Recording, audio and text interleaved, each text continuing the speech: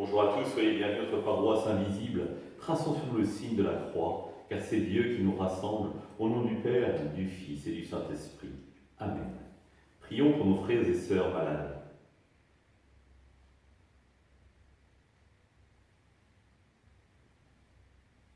Prions pour les soignants et tous ceux qui œuvrent pour le bien commun.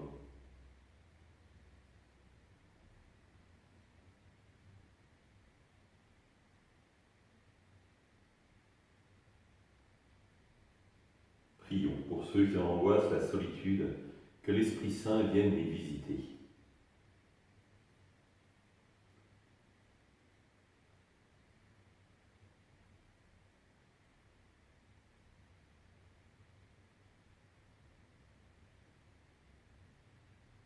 Pour manifester notre communion, je vais maintenant allumer cette bougie au cierge pascal.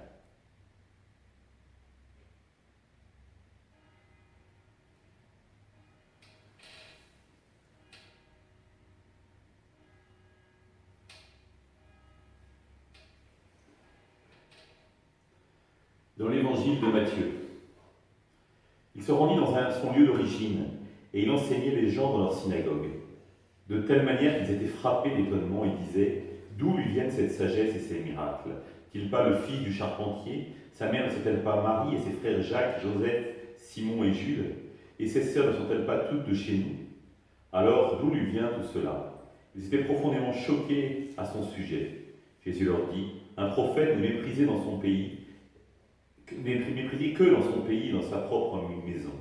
Il ne fit pas beaucoup de miracles à cet endroit-là à cause de leur manque de foi. » Acclamons la parole de Dieu. Louange à toi, Seigneur Jésus. Toute personne est un mystère. C'est-à-dire qu'il y a quelqu'un qu'on n'a jamais fini de comprendre. Un mystère, ce n'est pas quelque chose qu'on ne comprend pas, c'est quelque chose qu'on n'a jamais fini de comprendre. Et quand je suis en préparation au mariage et qu'un des fiancés me dit « Oh, l'autre, je le connais par cœur », je me dis « Ça va être terrible ». Parce que si elle pense déjà avoir fait le tour de son conjoint ou de sa conjointe dès maintenant, qu'est-ce que ce sera dans 1 an, dans 2 ans, dans 3 ans? En revanche, quand il y a des personnes âgées qui célèbrent leurs 50 ans, 60 ans de mariage et qui me disent « L'autre, il me surprend encore par ses réactions ». Je me dis « Heureux sont-ils d'accepter de se laisser surprendre par d'autres. » Parce que l'autre est un mystère qu'on n'a jamais fini de comprendre. Pourquoi? Parce qu'il est l'image et la ressemblance de Dieu. Et donc, s'il est l'image et la ressemblance de Dieu, votre époux, votre épouse, votre enfant, votre ami, vous n'aurez jamais fait le tour.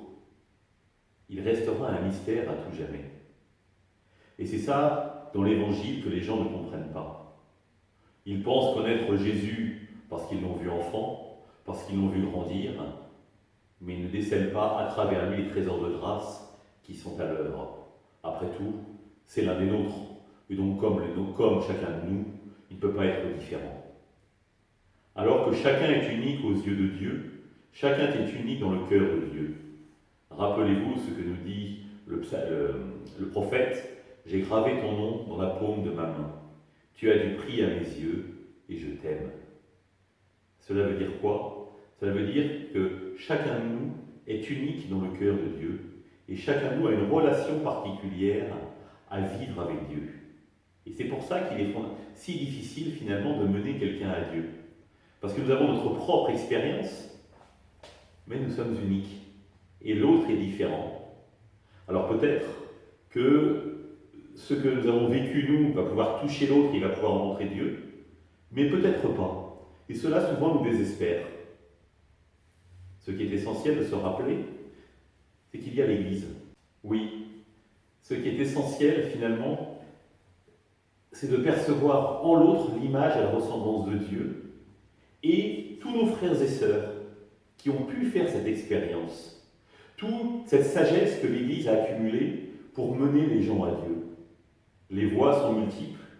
Il est important que les témoins se lèvent pour raconter leur expérience, mais pas un témoin, pas 2 témoins, 10 témoins, 100 témoins, 1000 témoins, et la personne, peut-être que la personne va se reconnaître dans cette expérience-là, cette expérience-là, cette expérience-là, et en faisant la synthèse des trois, elle va dire « Ah bah oui, je découvre qui est Dieu. » Alors, levons-nous pour témoigner, pour dire notre chemin à Dieu.